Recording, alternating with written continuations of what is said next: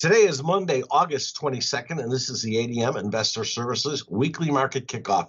Please note that the views and opinions expressed here today are solely those of our guests and should not be construed as the views or opinions of ADM Investor Services or ADM. Today's guests are Steve Reed, ADMIS Vice President of Grain Research, and Alan Bush, ADMIS Senior Financial Economist. Starting with the grains this morning, Steve, corn and soybean futures continue to be range bound, with wheat a little lower. Do you believe this will continue? I do. Since the beginning of July, soybean futures have been in this 1350, 1450 range. It's hard to trade below that level because crushers want to buy beans before harvest to satisfy a strong meal demand, and it's really tough to get over 1450 because we don't have China as a big buyer of U.S. soybeans yet. So in the corn market, you've got your crane back starting to ship some corn, which is a little bit negative the market. We've been in a basically 590 to 640 trading range since also the 1st of July. And the market just is afraid of not having enough demand to satisfy the supply. And everybody's watching Ukraine and what's going on there, plus U.S.-China relations, and if they come in and buy any of our corn. And in the wheat market, again, ever since they talked about Ukraine and Russia shipping wheat, we've been straight down. We don't have really the export market that we need.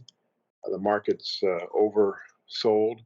It's trying to bounce off last week's lower lows, and we basically have been in a probably 775, 850 range also since the 1st of July. So I think the market's going to stay range bound. I think people are on the sidelines until they have a clearer idea of supply, and then getting into the post-harvest rally. Steve, before I ask you about the pro-farmer crop tour, the concerns about the U.S. and global recession, the strain in U.S. and China relations, Ukraine war, continued supply chain challenges. Can you speak more about the impact on grain futures and the spreads and the basis? Well, I think first of all, the basis right now is doing all the work to try to move grain. You've got ethanol plants in Iowa paying as much as 70 over to try to buy corn. Feeders in the cattle industry in the Southwest paying as much as $1.20 over to buy corn. And this year in the Southwest, there'll be 500 million bushels less feed grains for those people, and they're going to have to try to pull that out of the Midwest. You look at the bean market, we're just in a small carry out until May, and then you drop pretty hard into the fall. The corn market is in a relatively also big carry, which doesn't give the farmers the incentive to sell any grain right now. And the wheat market also in a carry all the way out into next July. So market's saying that the demand isn't as good in a spread relation as the supply, and the basis has to do all the work as far as getting grain into the market. I think that the fact that the funds are not participating in our markets is negative. They have the smallest position they've had since May. Index funds have liquidated half of their position in the grains, and the commercial has liquidated almost an entire short position in the grains, suggesting that the basis is going to have to do all the work if these commercials are to fill the pipeline. Steve, has there ever been more factors contributing to price action in grains than we currently have? No. I mean, we've never traded a war that is impacting the number 2 shipper of grain in the world. We've never had to deal with the inflation at the same time, with the Fed chairman using all the tools in his toolbox to try to stop inflation, even if we go into a recession. You just hear more and more people having to take second and third jobs to try to pay their bills, and you see the retailers saying that they're selling 30% less of their inventory because of this inflation. So all these things affect food prices. Most of the food prices right now are up 20 to 30% from a year ago. So consumers have to be much more picky in the food that they buy. Thanks, Steve. One more question, or let's talk a little bit about the 2022 crop that's in the ground right now. The Pro Farmer Crop Tour is taking place this week. What's expected from this tour? There's been a few tours ahead of this group. This group tend to have a pretty good track record of getting close to the USDA's August number.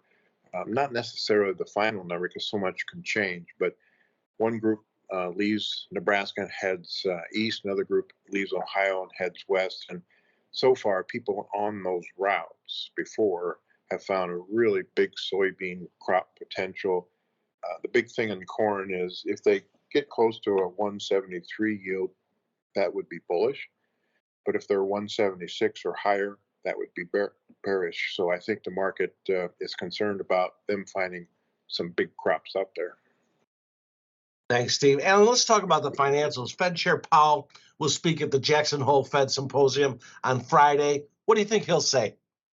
Well, I think he will probably say what all of the other Fed officials have recently been saying, that they will be aggressively hiking interest rates probably through this year and potentially into next year. And it was just on Friday that we had Richmond Fed Bank President Thomas Barkin saying that he urged central bankers toward a faster front-loaded series of rate hikes. So the Fed in recent weeks has become more hawkish in their rhetoric, and I think Powell will follow through with the same tone. So, Alan, with a more hawkish Fed Reserve, what's the best way to trade the financial market?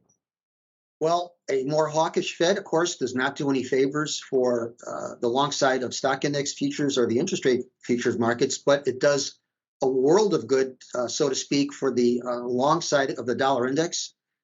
Just today, the dollar index advanced to a new 6-week high, and the next resistance comes in at the old high of 109.14, another resistance at 110, and then a very long-term resistance, maybe even 120. So it's the dollar index that is where I think traders should be this week, and definitely on the long side. And let's just talk briefly about the stock market. What do you see in the near term, and how do you feel the market will perform as we move into the fourth quarter of 2022? I think what we'll probably see this week is a lot of long liquidation ahead of Powell's comments this Friday. We're seeing quite a bit of that right now. So this is going to be a very tough week for the longs in the stock index futures. So I think that the indices will probably work lower this week. Once the symposium is out of the way, I think we can start again focusing on some of the bullish fundamentals, possibly the weaker U.S. economy and the weaker global economy. And I think that later this year, there will be pressure on the Fed to be less hawkish, less aggressive, but that would be very late this year. So look for sideways lower this week. After this week, there should be some recovery in the indices. Thank you both. Remember, the views and opinions expressed today on this video are solely those of our guests and should not be construed as the views or opinions of ADM Investor Services or ADM. If you'd like more information about our brokerage services, would like to speak to one of our experts about managing your risks, or would like to open a trading account, please visit www.admis.com.